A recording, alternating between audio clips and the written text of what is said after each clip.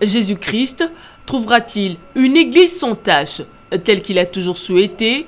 Difficile de répondre par l'affirmatif, compte tenu du vent qui frappe le corps du Christ présentement. Réputé lieu saint, l'église d'aujourd'hui est au cœur du scandale.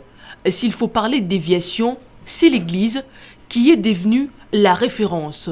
Une situation que déplore le pasteur Jean Matadi de l'église La Sanctification de Calamon. Si vous constatez, vous allez voir que la prophétie de Christ est en train de s'accomplir littéralement.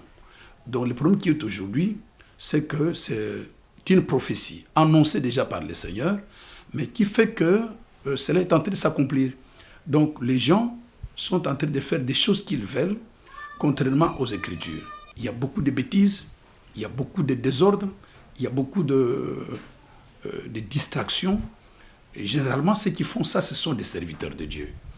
Donc, ce sont eux qui sont à la base de ça. Pourquoi? Parce que la grande majorité des gens qui servent Dieu aujourd'hui, surtout ceux à Kinshasa, ce sont des gens qui viennent du chômage. Ça, c'est un d'abord. De deux, ce sont des personnes que Dieu, beaucoup d'entre eux n'ont jamais été appelés par le Seigneur. Maintenant, vous allez voir dans les églises, il y a toutes sortes de choses.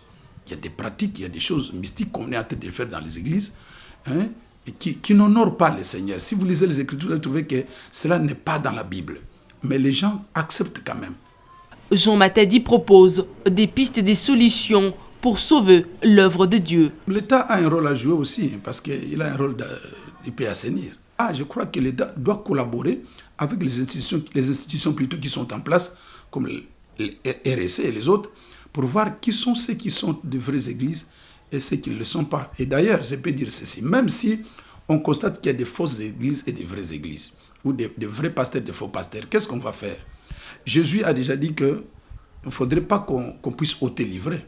Il dit laisser livrer et les blés croître ensemble. Mais le mal est que il y a beaucoup de mauvaises choses. Ça dérange. Il y a même des gens qui ne prient pas. Moi, je vois des gens qui ne veulent même plus prier à cause de certains comportements de certains, entre guillemets, pasteurs. Les débats est ouvert.